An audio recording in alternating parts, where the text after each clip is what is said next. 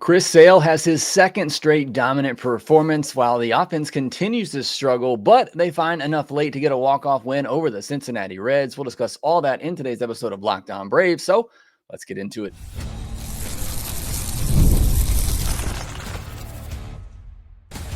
You are Locked On Braves, your daily Atlanta Braves podcast, part of the Locked On Podcast Network, your team every day.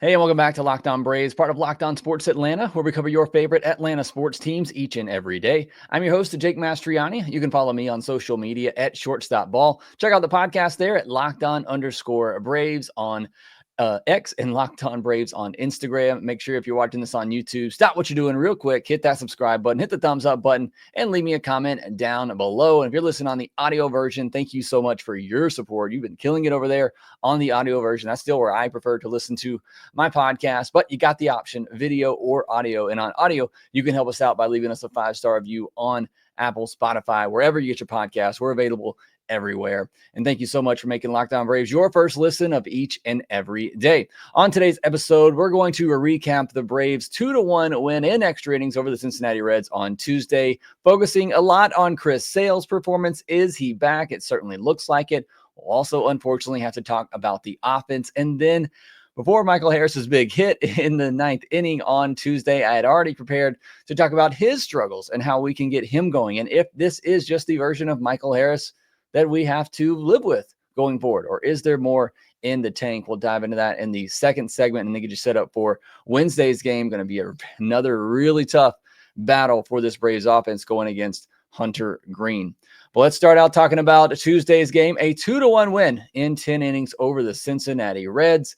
And Chris Sale was the highlight in the game for this one. 6 2/3 innings, 5 hits, 2 walks, 10 strikeouts, no earned runs, 112 pitches. I think that's what, a lot to be impressed by in this one, but him having the ability and the confidence, and Snitker having the confidence in him to go 112. Now that last inning didn't necessarily end the way that he wanted to. He wanted to finish that off, getting that final out. Unfortunately, he walked the last batter that he faced and was clearly at, the most pitches he's thrown this season, maybe running out of gas a little bit, but the ability to push him that far beyond 100 pitches, I think, is very encouraging for Chris Sale, and he deserved it with the way that he was pitching in this ball game. And I know Snitker wanted to give him a chance to finish that inning and hopefully get the offense going to get him a win, as it's now 2 starts in a row that he's been very impressive and the offense has done nothing for him. I hope that's not a trend that continues, but another dominant performance for him. Only 4 hard hit balls allowed. That is just an insanely low number for a starting pitcher. 18 whiffs in this one. I think it was over 20 last time. So he's obviously taken a huge step back here. I'm obviously being facetious, but that's 2 straight starts now. He's had 18 or more whiffs. He's only giving up 4 hard hit balls in each of his last 2 outings. I understand the competition in Colorado and the Reds, which can be a hit or miss type of offense, but this seems like the Chris Sale that we're all used to seeing. He did a good job. He got into a few jams in this one and was able to work out of them. He's been outstanding at doing that. Really, over his last 3 or 4 starts, I've noticed that he gets in those tough spots with runners at third, less than 2 outs. He's able to bear down and get a big strikeout when he needs it. Back-to-back double-digit strikeout games. So, again, this is looking very much like the Chris Sale that won the Cy Young last year.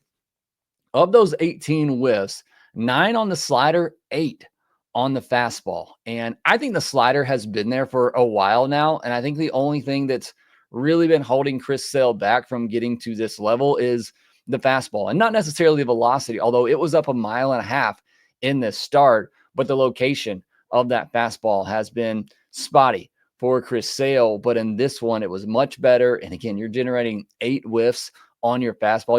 It's going to be there for the slider, but for him to start getting those whiffs on the fastball again, I thought was huge in this one. The zone was wide and a little bit inconsistent, but I thought for the most part it was wide, and both pitchers took advantage of that. Chris Sale was able to backdoor some sliders to right-handed hitters, pitches that were never on the plate, and get some called strikes. So I thought he took advantage of that, and so did Sean Murphy, calling those pitches behind the plate.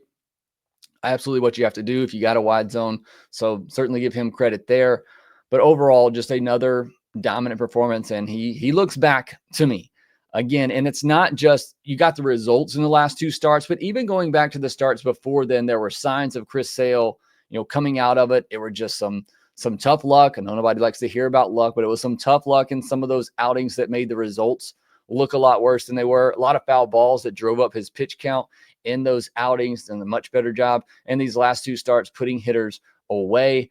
And again, I think we're looking at the good version of Chris Sale, and hopefully that's what we get going forward. It was also his 300th start, and he reached 2,000 career innings in that start. So he is working his way towards a Hall of Fame career. In my mind, I mean, you probably need a couple of more years just to get those counting numbers, but you look back on this generation of baseball, and not only is he perhaps the best strikeout pitcher of this generation, he may be one of the best strikeout pitchers of all time when you look at just on a per inning basis. Obviously, Nolan Ryan up there, but Chris Sale, I mean, one of the most dominant strikeout pitchers this game's ever seen. So I think he's certainly on a Hall of Fame path. He may need a couple more years, just like I said, to pad some of these numbers, but I think he's on his way there. As for the bullpen, Pierce Johnson came in, got out of the 7th inning where he had 2 on, 2 out. He came in, I think it was like a 3-pitch strikeout that he got. Really impressive stuff from Pierce Johnson, who's starting to get more high leverage situations like that, earning that trust back of Ryan. I think he has at this point. We're seeing it. He's coming in that 6th, 7th inning range to get out of some tough spots. I thought he might actually bring him back out for the 8th inning because it was a tie game at that point, and he only threw, I think, like I said, 3 or 4 pitches in that 7th inning. I thought he might bring him back out, but he goes to Daysbell, who was just okay. And this one, he gives up the infield hit to Ellie De La Cruz. Nick Allen tried to make a heroic play, but no chance. And then Ellie steals a base, and then Daysbell throws a really good slider just off, exactly where you want it. Perfect spot. Hitter somehow lays off of that with 2 strikes, and then his next pitch after that is a slider that he hangs middle, and it gets hit into left field, and Ellie's able to score easily on that as the Reds take the lead. Then you saw him, I think you saw a little anger from Daysbell. He was pumping 98, 99. His last 2 at-bats, he struck guys out on fastballs, 98 and 99. So I saw a little bit of frustration there from Daysbell. So just an okay outing from him, but I did love to see the Fire responding after that, just missing on a couple of really good sliders.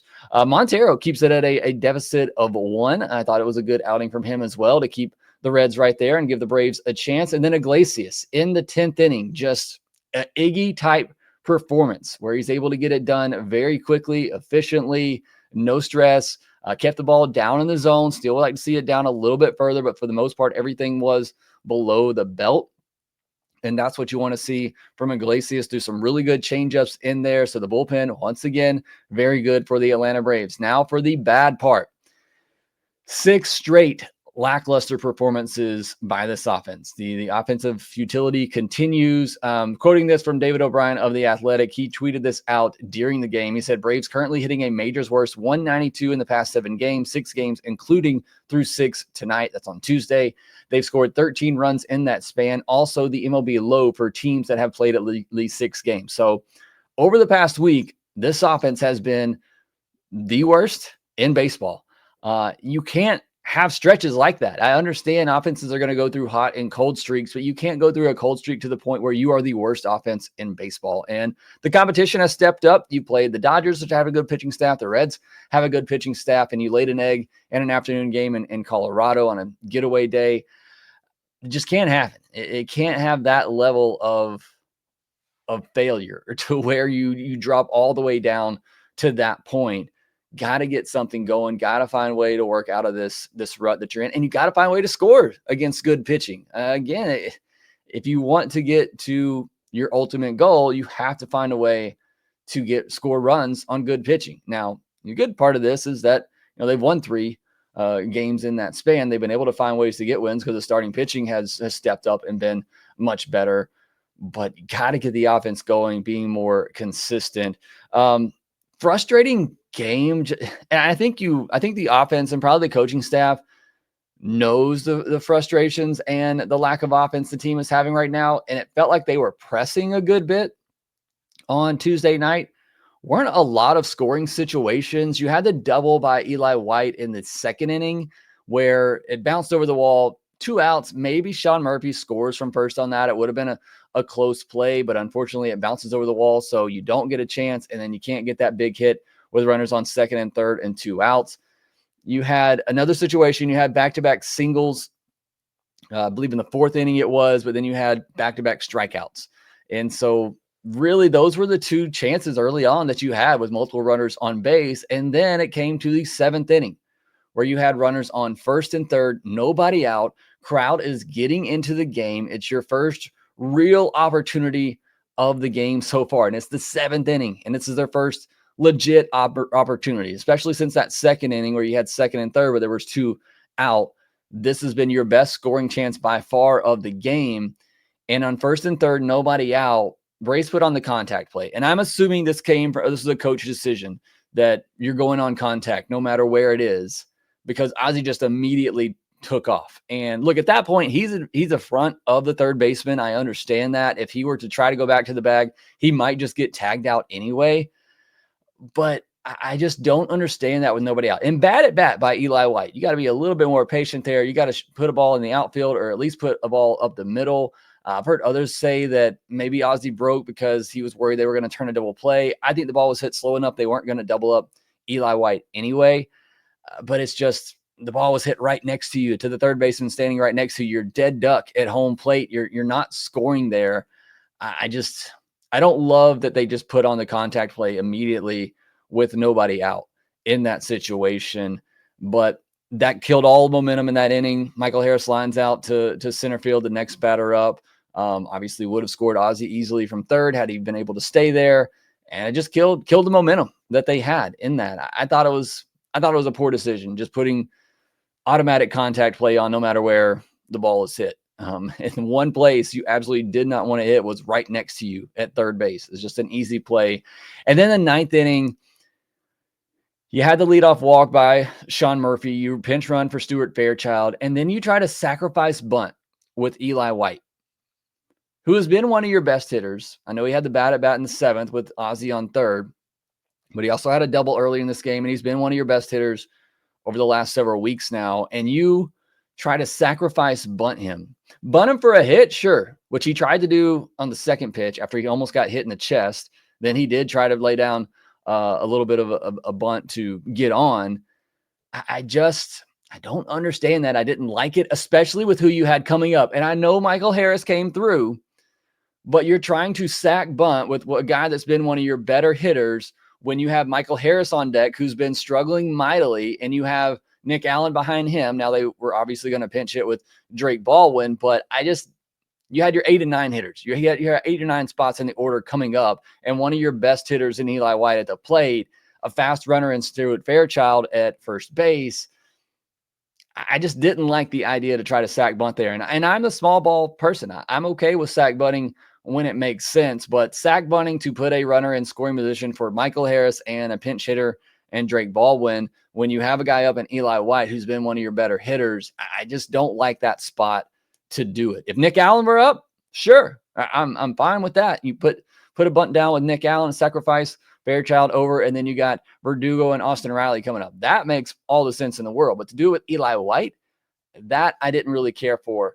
But Michael Harris does get the big hit and is able to score Stuart Fairchild because of a bad relay by the Reds. I don't understand the thinking there. Also thought it was a very aggressive sin. I thought there's no way they're sending him on that play, but Tuiasa Sopo talked about it after the game. The fact he saw the ball going into second base, the relay going into second base, had a gut feeling. Second baseman hesitated for just a minute, and that was the difference because it was a really close play. And you get thrown out on that, and there's a lot of questionable base running decisions in this game. Unfortunately, or fortunately, the Braves still won the game, but some questionable base running decisions, including Michael Harris almost getting picked off at third base as the winning run at third base. He almost gets picked off, backpicked by the catcher. That cannot happen. And it was so close. There were just some wild base running, almost mistakes in this game, and some mistakes in coaching decisions as well with the bunt and the contact play. I just didn't like. But they get the win. Ozuna comes through. He gets the big hit in the 10th inning, like I said earlier, after Iglesias was able to keep the ghost runner from scoring. Ozuna comes up after he almost got hurt in his last at bat. He came up lame a little bit. Trainer had to come out and look at him. He then almost hit a 2-run homer into the chop house, and then he comes through with a walk-off hit in the 10th inning, and the Braves get the win. So great game, great win, great performance by Chris Sale. Still some big questions for the offense and some questionable base running, questionable coaching decisions in this one, but the Braves still get the win. We will be excited and happy about that. I do want to talk about Michael Harris, though. I'd already had this written up before his last 2 at-bats on Tuesday, which were really good. But I want to talk about Michael Harris long-term. What type of player is he going to be? Is he going to be a perennial all-star? Is he just going to be an average Gold Glove defender in center field, an average type of hitter at the plate? We'll discuss that here next. Looking for a snack that's both delicious and nutritious? Crack into a good source of protein with Wonderful Pistachios. Wonderful Pistachios is one of the highest protein nuts. Each 1-ounce serving has 6 grams of protein, giving you over 10% of your daily value. Plus, they're packed with fiber and better-for-you unsaturated fats to help you keep you feeling fuller longer. Personally, I love the no-shell variety. I got a bag behind me. I'm not going to try and grab them because last time I did, I dropped them, but I always keep some on hand for when I'm working during the day, putting the podcast together, going drop the kids off at daycare, whatever the case may be, going to practice, going to games. Always have a no-shell variety pack with me for the on-the-go move. They have all 9 essential amino acids, and it's a complete protein. Again, whether you're running between meetings or like me, dropping off the kids, Wonderful Pistachios are the snack that works as hard as you do. Get snacking and get cracking with the snack that packs a protein punch. Visit wonderfulpistachios.com to learn more. Thank you, as always, for making Locked On Braves your first listen of each and every day. Go check out Locked On MLB for your second listen. Solely getting caught up with everything happening around Major League Baseball, and you get the MLB Game Night podcast there as well. They're covering the biggest highlights from each and every day in Major League Baseball. We got 2 more podcasts coming your way this week. We'll always have our Friday mailbag podcast on Friday afternoon, so get your questions ready for that. And we'll have another one on Thursday or Friday morning, wrapping up this series with the Reds. Now, I want to talk about Michael Harris because we've all been waiting for that big breakout from Michael Harris, and maybe we've already seen it. And I've been one of the biggest supporters of Michael Harris and still am, but I've been one of the biggest supporters in saying that he's going to be a perennial all-star. But right now, I'd take the Rookie of the Year version. I'd take the guy that he was in his first 2 seasons because last year was rough for him. Obviously, the injuries played a part in that, and he's gotten off to a slow start this year. In 2025, and this was entering the day on Tuesday, he was slashing 214, 232, 328, 3 home runs, 7 stolen bases. I like to see the steals up for him this year. He needs to be a perennial 20 to 30 stolen base guy. 2.9% walk rate. 17.9% strikeout rate is good. He's putting the ball in play. 50 WRC plus. That ranks 155 out of 162 qualified hitters. He has been one of the worst hitters in all of baseball so far this season. Now, I'll talk about this more in a second. That was also the case a couple of years ago, and then he turned things around. He has become a notoriously slow starter. You look at some of the other numbers for him, a 7.2% barrel rate. That's down nearly 3% from his career mark. 34.2% hard hit rate is almost down 10% from his career. And that's the big one there because he's still making a lot of contact, just not making a lot of good contact, not a lot of consistent hard contact. The fly ball rate's up 3%, but his home run to fly ball rate is down 7%. So he's putting the ball in the air a little bit more, but he's not seeing the home run results. His outside the zone swing percentage is up 3%. His zone swing percentage is down 4%. So he's swinging more outside the zone and swinging less inside the zone. That's not great. That's going backwards. He's making contact on pitches inside the zone 95.7% of the time, which is incredibly high. It's usually around 85%. So when he's swinging at pitches in the zone, he's making contact. It's just not great contact.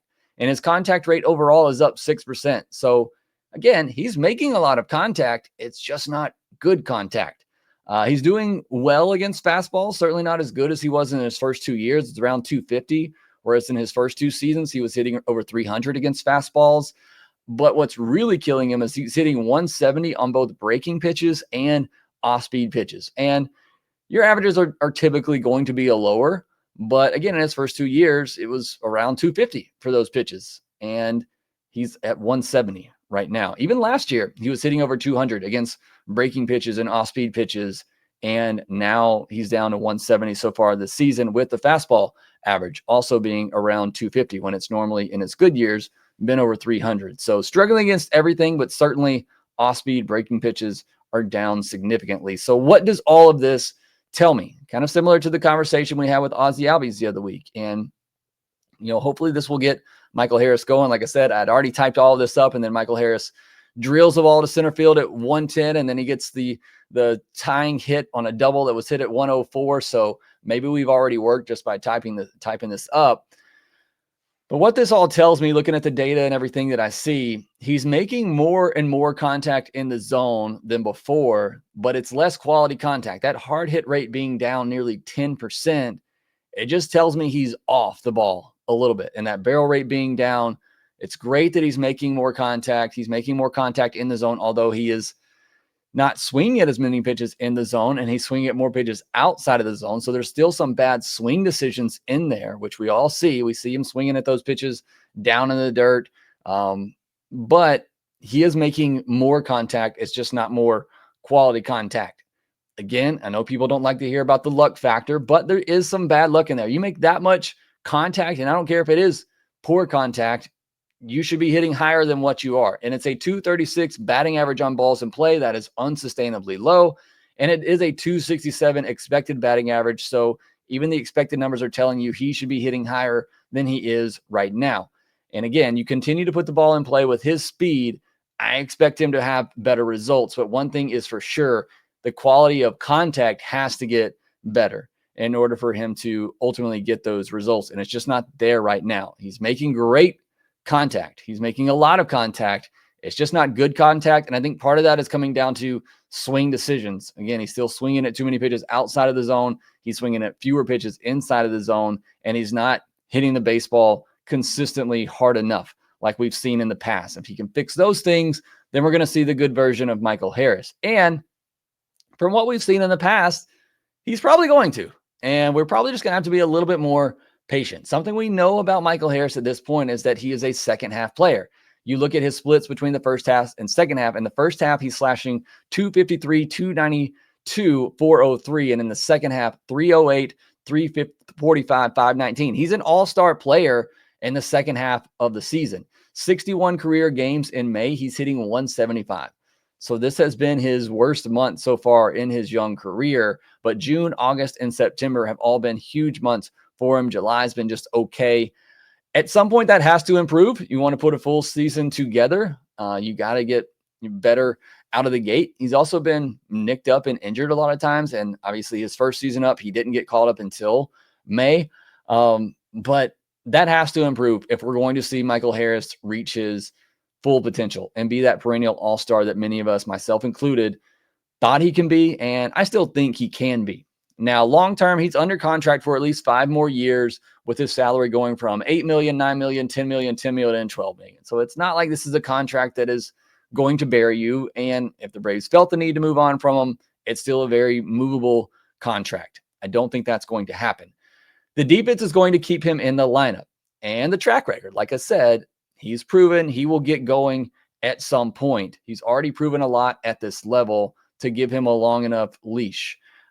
I think the question for Michael Harris right now is, can he make those swing decision improvements and adjustments? One thing we have to consider, he is still just 24 years old, and he just turned 24 in March. So there's still room for him to make improvements, but that is what's holding him back, those swing decisions. Can he finally make those improvements? And if we see that and you get the better quality of contact, you're going to see him be an all-star level type of player. But that is the question. Can he make those adjustments and be that perennial all-star? Or is he Kevin Kiermaier, who was a really good player, played for a long time, was a valuable player, playing great defense in center field and giving you a little bit at the bottom of the lineup? Is he a guy that you bat 8th, 9th in your order, plays Gold Glove defense in center field, a primary position, and that's just who he is? Or is there more than that? And that's still the question that we've been asking for a couple of years now, that we've all been hoping we see. But at this point, we're just not seeing it. And maybe it doesn't happen this year, and maybe it never happens. And if it doesn't happen, are you okay with him being Kevin Kiermaier? Especially at the price that you're paying him. Again, it's not a lot of money. I think I'm okay with that. It's disappointing because I think there is potential for him to get to that next level. But I think the question you have to ask yourself, expectation-wise, is, am I okay with Michael Harris being Kevin Kiermaier? Or if he's not a perennial all-star, is he a complete failure? And I think that's a bad way to look at it, the last part of that, because Kevin Kiermaier is a very valuable player. But that is also dependent on everybody else in the lineup doing your job. And how many guys can you have, hitting at the bottom of your lineup that are Gold Glove defenders and don't give you much offensively? And I think Michael Harris can give you a little bit more even than Kevin Kiermaier would offensively. But that's kind of what you're looking at. I think that's the floor for Michael Harris, is basically what I'm saying. I think that's the floor for Michael Harris. And are you okay with that if he never reaches that potential? And do you have to lower your expectations a little bit at this point? In the short term, I think the Braves do need to look for days to give him a breather, especially against lefties. You had a chance to do that on Tuesday. Thankfully, they didn't, because Michael Harris got a big hit late. But maybe look for some opportunities to give him a breather. You can play Eli White in center field and keep him at the bottom of the order. Please don't put him in the leadoff spot anymore. Keep him in the 7, 8, 9 spot in the order and just let him get going. Give him the time that he needs to get going at the bottom of the lineup. So let me know your thoughts on Michael Harris. Have you given up on him as a becoming, getting that next level? Are you okay with the price that the Braves are paying him to just be a Gold Glove level caliber center fielder and bat 7th, 8th, 9 in your order? If that's all he ever is, are you okay with that? I think that's the question you have to ask yourself. All right, next we'll get into a little bit of news, including an update on the update about Ronald Acuna Jr., and we'll set you up for Wednesday's game. We'll do all of that here next. Get the supplies you need from the site that's made for the skilled trades, Supply House. Whether you're plumbing, HVAC, or electrical work, Supply House is the reliable way to order products online. Their easy-to-use website is packed with helpful resources and the latest product info to help you get the job done right. Plus, with a complete inventory of over 200,000 parts from 400 plus top brands, you'll find exactly what you need, delivered fast from coast to coast. Need help with an order? Supply House offers expert support and industry-leading service, so you'll always talk to a real person. And for trade pros looking for an extra edge, their free Trade Master program offers exclusive perks like dedicated phone line, free shipping, and discounts on every order. And did I mention it's free? Thousands of skilled professionals are already taking advantage. Now it's your turn. Join the Trade Master program today at supplyhouse.com/TM and start ordering plumbing, HVAC, and electrical supplies with just a few clicks. Plus, use our promo code SH5 for 5% off your first order. That's promo code SH5 for 5% off your first order at supplyhouse.com. So I missed an update on the Ronald Acuna Jr. news from yesterday, and it just makes the situation even more odd for me. So not an hour after they reported that Ronald would be going back to LA to get reevaluated before he could then be cleared for a rehab assignment, the Braves then give out an update that say, no, his doctor says he's fine. It's on the Braves for when he can begin a rehab assignment. And it's just, it's frustrating from an outside perspective, not being in there and knowing all the conversations and what's going on. Just from an outside fan perspective, the whole dealing with Ronald in this is frustrating. And I just couldn't help but laugh, because here the Braves are saying, oh, he's got to go back to LA and get reevaluated, and then we'll see about a rehab. And we're all thinking, man, it might be the All-Star break. And his doctor's coming back saying, no, he's fine. I've cleared him.